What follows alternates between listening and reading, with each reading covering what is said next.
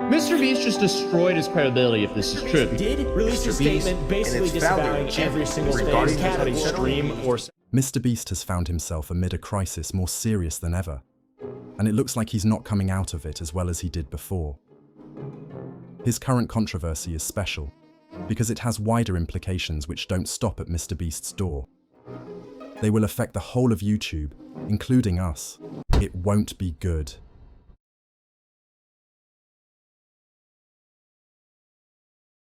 We know Mrbeast as an internet sensation due to his mind-blowing giveaways, over-the-top stunts, and philanthropic endeavors. He began as an organic creator who made simple gaming videos. But over the years, his content has evolved from this common genre to elaborate challenges and acts of philanthropy. At the age of 26, Mrbeast has become the biggest YouTuber. There seemed to be no limit to his unbroken success story, until now. In 2020, reports emerged from former employees alleging a toxic work environment, the authenticity of his content, the credibility of his philanthropic stunts, manipulated selection of participants, ethical implications, and environmental impact.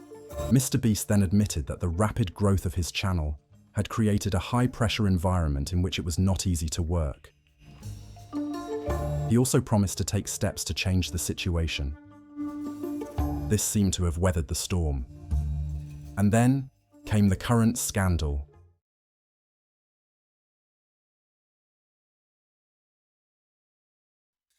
Everything began with the leaking of Discord posts. The Chris Discord scandal became the first wave of that tsunami that now threatens Mrbeast with his biggest crisis. Ava Chris Tyson, one of the co-founders of Mrbeast's channel, made obscene comments and shared pornographic images on a Discord server that was accessible by children. Mrbeast was also mentioned in these chat messages, and this shows that he himself had to know about what was happening there. Since then, Chris apologized, and Mrbeast also claimed that he cannot tolerate this behavior. Unfortunately, his problems only begun here.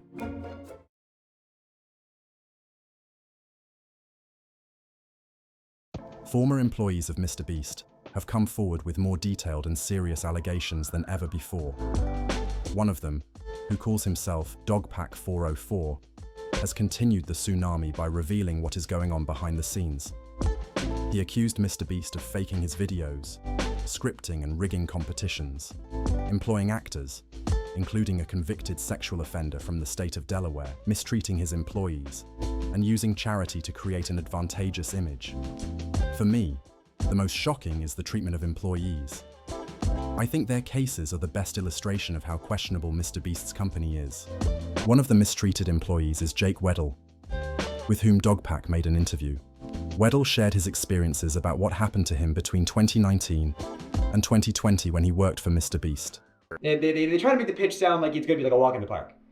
The pitch is 100 days in solitary confinement, but don't worry, like you only have to last like 30. We have like a video. They're pitching it like at first it's going to be like a luxury vacation. You're going to have like a hot tub and an ice cream machine. And like part of the video is going to be you deciding like what items am I going to get rid of, today? And it's like the choice. They were like, it's only going to be bad for you to last like 5 days tops when you have like nothing left. You're the first, it's going to be like a breeze for most of it. And so I thought, well, if I have to do this, if I have to do solitary confinement in order to do the things I want to do, then I will do that. That I held my tongue and I swallowed my pride and I tried to do one last ride. I get there, and at first it's fine. And they had just freshly painted the set. You could smell it, which that's probably not good, the smell of fresh paint in your surroundings for the next XYZ time. It looked good on the visual. It looks good on camera. It's movie magic bullshit. It was a terrible facility. It was in one of the studios. They had to get a separate tank for septic stuff. Yeah, there was a hot tub in it. Yeah, there was an ice cream machine. Things were cool and funny on paper. But when you think about stuff, a hot tub that's not connected to a filtration system, give it 3 days, it's gonna stink. There's not a hot water mechanism, so the hot tub was a lukewarm tub at best, which was a silly complaint, but the shower was always cold. and he'd taken like a quick shower, and I had cameras 24/7 on me, and it got to a point where like they weren't turning the lights off. You know, I asked them, I said, can we like have like nighttime hours? You know, and they said no because it would fuck up the time lapse shots. The time lapse of what? Me sleeping or me not sleeping? I think the most outrageous part of Weddle's story is that part when Mrbeast asked him to say on camera how grateful he was for the money he had received to finally pay off his student loans. You know, and then Jimmy would come in like every other day for like an hour, you know, to check in on me because he's doing other stuff. You know, I'm just the guy in the cage over here. He'll come back to me in a minute. And so he'd come by, he'd get the shots, he'd leave. Sometimes he'd have a note with the director over the phone. That would really piss me off. This is the note I got from the director, from Jimmy, when I'm receiving some cash. He said, Jimmy said, can you say to the camera how thankful you are that now you can pay back your student loans? You know how hard it was to do a take of that? And pretend to make it genuine? I don't want to have student loans. I don't want to be in a cage. But Jimmy's the guy with the money, and if you do what he says, he'll do what you want. You want your student loans paid off? You just be in this cage. And you have power over people. When one person doesn't have resources and the other one does, and they hold it over your head, and you go, of course, yeah, I agreed to it. What is this, if not an abuse of power? What is this, if not playing with vulnerable people, less fortunate than you? What is so gross is that this is being said about a man who is known to be compassionate and supportive of the downtrodden. Nobody thought of him as the boss who is so rubbish that he can refuse to let you go on holiday if, say, your wife suddenly dies and you are left alone with your children. But Weddle's story seems to confirm that Mrbeast is just such a boss. He was sitting in the chair, turned around like an evil villain. Swear to God, everyone was looking at me, and he was like Lex Luthor over there. He turns around, he stands up. He does the exact same thing when he's pretending to have a human connection. You know when you're watching a video and he's like, "Oh, stop! You're gonna make me cry," and he like touches his eye or whatever as if he's crying. He's just. I didn't have to pretend to do that shit. She says, as if rehearsed by his lawyers. Yeah, you know, your mental health's the most important thing. You know, just want to make sure you're okay. And the last thing we want you to do is. I can almost hear the word Sue come out of his mouth. The S. He just stopped right before it got out. He goes, think of it this way. At least you get to keep what you earned. Weddle's story seems to show that he was just the first in line. Ty Orr, a video editor and content creative, also went public and called Mrbeast a thief who he claims took his ideas and still owes him money. After an official inquiry, he contacted Mrbeast's team and eventually met with the channel's executives and agreed to make a video. They began planning, but the project never materialized with Ty's participation. Just uploaded the most insane video we've ever done. Go watch. Take a look at this picture. Take a good hard look at this picture. Does that remind you of anything you've seen so far? Does it remind you of anything you've seen remotely close to it? Or does it look like the exact same thing that I drew? The exact same thing that I pitched? Everything. Do you want to know how much I got paid for that? Zero. I didn't get paid a single dime. This man, this company, his employees not only took the time to exploit me, to have me work for them under the false pretenses of a job that wasn't, you know, that they weren't available or able to give at the time. Yet they had many people go in and out, in and out. On my second day, there was like a different group that I saw the day before, and then they were on their last day, and then on my last day there was a group of people that was their first day. You're trying to tell me you didn't have any positions, at all, yet you had all those people, and not only did you do that, you used my idea. A lot of people would say, you know what, legally he had the right to do that. I don't know in what legal standpoint he could. I could be wrong, but let's think about this though. We're talking about a billionaire. We're talking about the world's biggest YouTuber. How is that so hard to just compensate for someone for some work? How hard is it to compensate someone for their ideas that made you millions and made me zero? And if that wasn't enough, there's Delaware, the convicted sexual offender, who was employed by Mrbeast. This is a shame, because it suggests that Mrbeast and his team are not as professional as they try to appear. If they were playing in a league as high as theirs, they could not afford to do such a thing. This is especially true when your primary audience is children.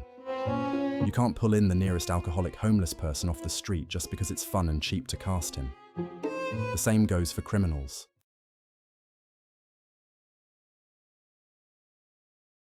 You might be thinking that Mrbeast's charity work is beyond criticism. His Team Trees and Team Ocean initiatives helped a lot, but the intention that was present in them is questionable. It also seems strange to me how someone whose banner image says subscribe for a cookie can be empathetic and philanthropic. Can we call it charity when someone gives away millions of dollars in the form of discount coupons redeemable for his own products?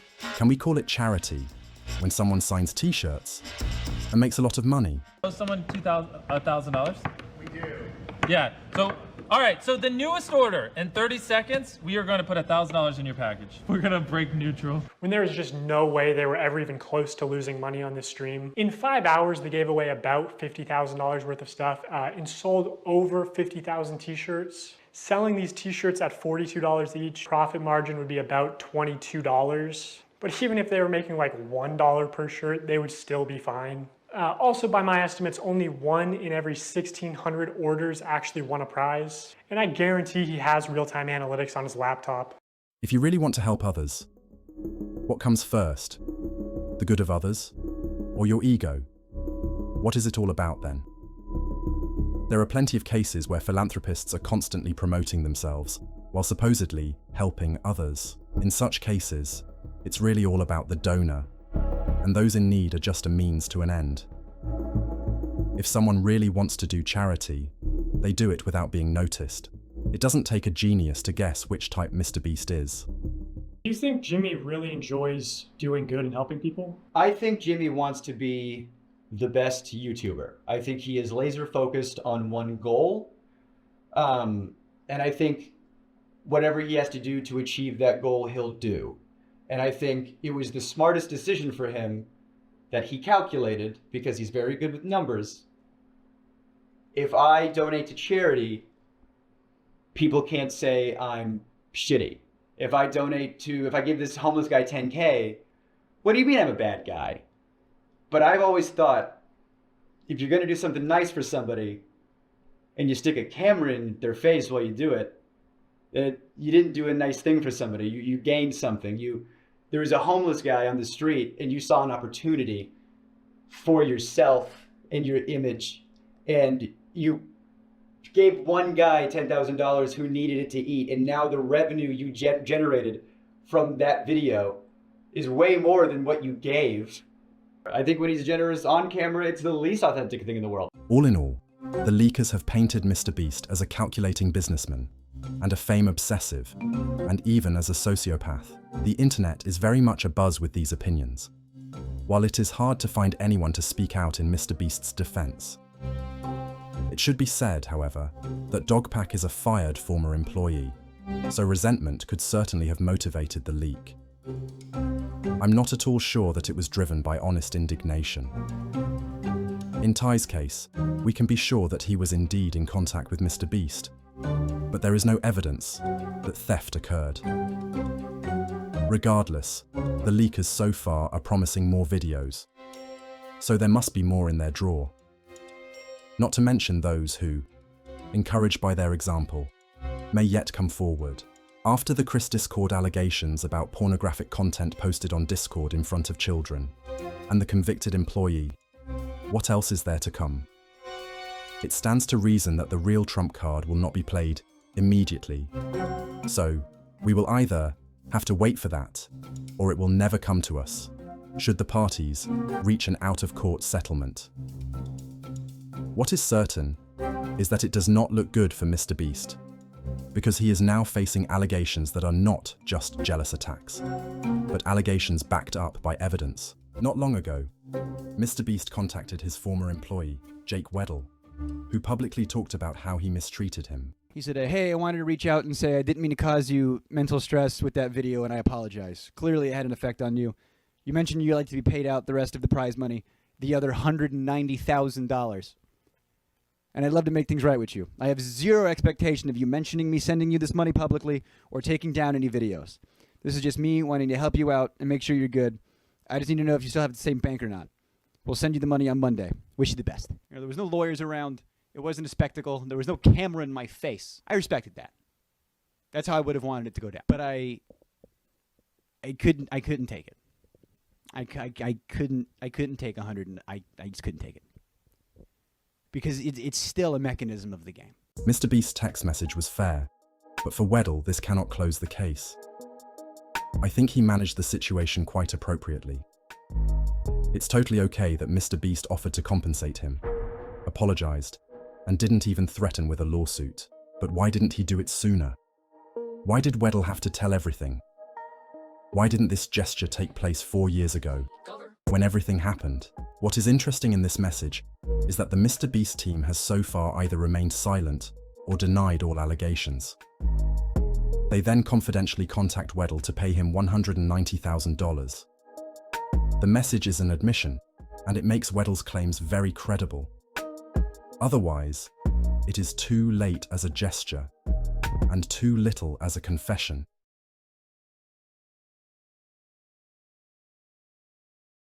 If you thought you'd heard all about MrBeast's current scandal, you're as wrong as I am. Recently, YouTuber Dan Arn posted a short video on his channel Honestly, in which he makes the most serious and shocking accusations against MrBeast so far. According to Arn, MrBeast's chocolate has been made with child and slave labor since late 2023. He doesn't stop here. He also claims that this is the result of a conscious decision that MrBeast should know about. When Feastables first launched in January of 2022, if you went into their FAQ, their frequently asked questions section, they proudly displayed that they were child labor free and slave labor free. As a matter of fact, in April of 2023, they doubled down and they added to their list of main menu options this option that said we're slave free. And if you clicked it, it had an entire dedicated page talking about how they were free of slave labor and child labor. But just a few months later, in October of 2023, that main page item that said we're slave free, that was removed. In addition, in the frequently asked questions section, that stuff about being child labor free and slave labor free, that stuff also disappeared. Later in May of 2024, and even to this day, there's no mention whatsoever at all about any kind of ethical sourcing of ingredients. If you're thinking, oh, it's a mistake, or maybe they forgot, I think the chances of this being true are less than 0.001%. You see, MrBeast prides himself on hiring the best of the best, and there is no way marketers would forget to put this kind of information on their website because it would boost their brand favorability in the eyes of consumers. It's likely then that MrBeast is now using child labor and forced labor for Feastables chocolates. I think MrBeast knew the entire time, since the beginning of Feastables, that he was going to use child labor and slave labor for his chocolates, but he tried to trick us into thinking otherwise. If Arn's accusations are proven, it could fully demolish the image of MrBeast the philanthropist. And hardly anyone would think of him as a funny young altruist who is helping others out of his heart. Dogpack is the most determined leaker, and he recently uploaded a third video. He promised that this is only an intro from a longer, more astonishing documentary. Dogpack presented official documents and messages of anonymous MrBeast employees. He painted James Warren, MrBeast's CEO and cousin, as an aggressive man who shows the signs of psychopathic behavior. Warren's former business partner Joshua Houchins was sentenced to 10 years in prison for his involvement in a real estate Ponzi scheme. Ponzi schemes are great up until they just go bust. He was convicted for soliciting investment money. He used a part of the money to buy tactical gear with which he threatened his wife.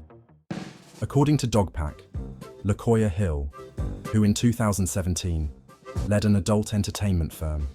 In 2019, he was hired by MrBeast as a producer. He's not really that guy who is suitable for producing content for children. LaCoya Hill was allegedly fired in 2021 because of SA accusations. Allegedly, this wasn't his first SA incident. Despite this, he was rehired and promoted to COO in 2023. We can say that he fell upward. LaCoya Hill's case is not the only SA case. Dogpack and his sources claim that there are many others at MrBeast's company who sexually assaulted colleagues or participants. They also claim that there is a misogynistic and sexist culture at the company. And Mrbeast not only tolerates this, but made steps proactively at multiple times to cover up SA incidents. Misogynistic and sexist company culture, pedophiles, illegal lotteries, fake videos, slave labor, fraud, sexual assault, exploitation of employees, scammed competitions, and hypocritical philanthropy. This is the complete picture that we have received from the leakers about Mrbeast and his company. Mrbeast is under very heavy fire. In this unprecedentedly scandalous and critical situation, he is behaving in an unprecedentedly strange way.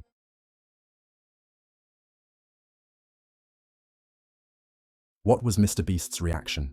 In sharp contrast to previous allegations, when he and his team handled the situation rather calmly and smoothly, now they are behaving in a very different way. Instead of ignoring the matter, they have demonstrably started to edit or delete the comments and videos involved in the case. We are talking about a huge amount of material. Let's say that the Beast PR team just want to remove malicious content. After all, they don't want to destroy their own credibility. From what we can see, it seems as if it is not a matter of defending a good reputation, but rather of covering it up. A cover-up that is not only a reaction to the accusations that have been made, but also to those that may come to light in the future. Don't you find it strange that someone who previously publicly promised to support the work of independent investigators now condones the disappearance of a lot of clues that could help clear him? What do you think it means when, during an investigation, the police come to you to ask you a few questions, and you run away without a word as soon as you see them? Is that a sign of innocence? The internet, as always, is divided. Some fans staunchly defend Mrbeast, pointing to the good he's done and the lives he's changed. Others are happily shouting that he is over. Mrbeast was clearly punished by his own audience with a mass of dislikes, if we can believe in leaked statistics, about which the Mrbeast team claims that they are false. Only very few remain cautious and ask the question, is it just about Mrbeast?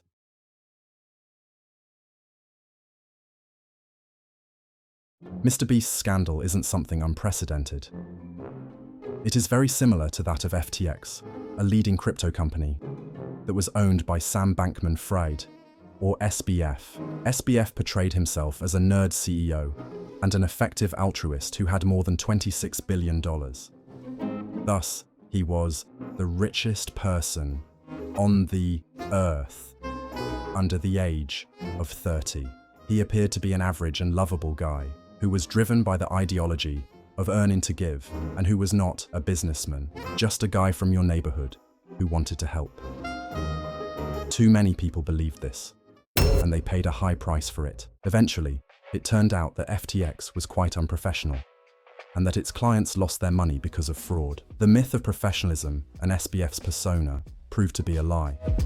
And in last November, SBF, the fake genius, was officially convicted of fraud, and now he is in prison.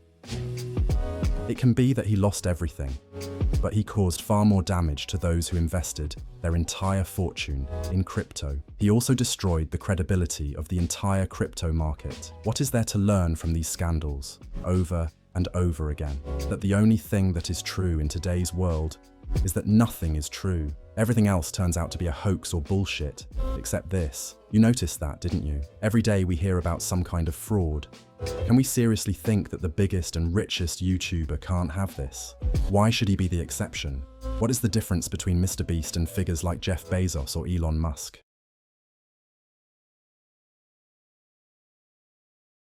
Most of the videos about Mrbeast's scandal focus only on the moment, and they fail to go beyond Jimmy Donaldson. They are either happy because they can see the downfall of a rich and popular guy, or they are truly outraged because of the disgusting details. Of course, Mrbeast is at the center of this controversy, but this doesn't mean that he's its biggest loser, especially in the long run. I think that he can survive this with a serious, but not fatal, loss of reputation. You know, he's too big to fail. His image will never be the same as before, but you can be sure that he won't go bankrupt. Maybe there will be some members of his staff who will be fired for hiring a sexual offender, but Mrbeast will remain in his place. It is sure that there will be legal actions against the leakers, but I think that their damage would remain far below that which the real losers will suffer. With the biggest YouTuber in trouble, it makes you wonder how many influencers still have skeletons in their closet.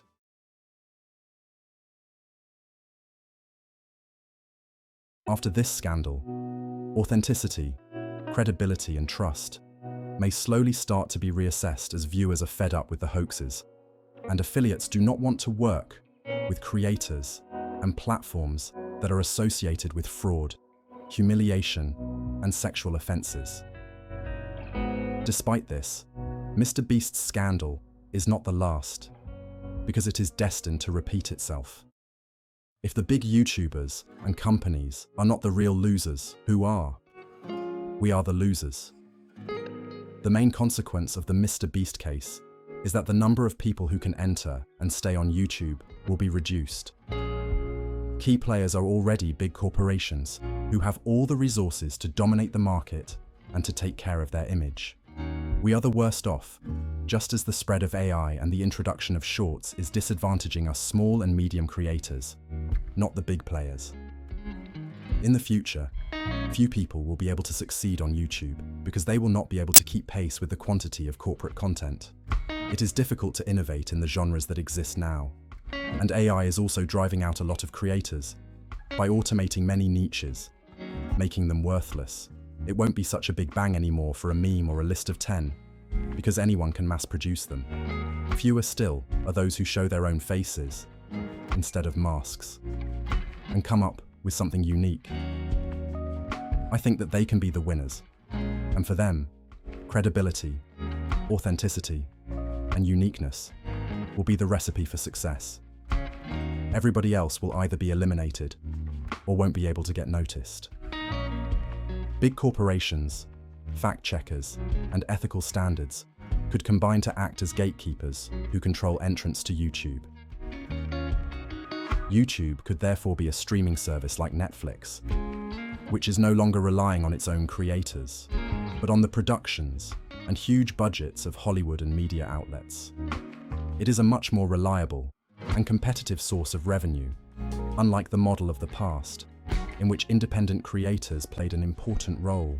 The emergence of TikTok, the rise of AI, and the Mrbeast affair could well mark the end of the YouTube of the many, and the beginning of the YouTube of the few.